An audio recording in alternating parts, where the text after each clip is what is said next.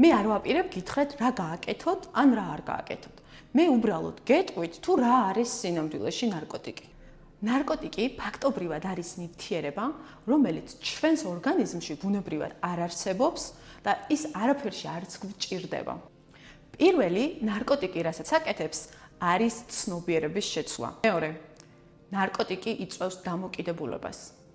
და მესამე, ის ანადგურებს ადამიანის ორგანიზმში მიმდინარე ყველა სასიცოცხლოდ მნიშვნელოვან პროცესს. გაგიგიათ რომ იძახიან ახალგაზრდა მოკვდა, დოზას გადააჭარბა, უძლო უმყუნა და მრავალი ამ დაგვარი. ესე იგი, ყველა ნარკოტიკი მოქმედებს როგორც შხამი და ყველა შხამისთვის არსებობს შხამის მოქმედების კანონი, რომელზეც უკვე შემდეგ ვიდეოში გესაუბრებით.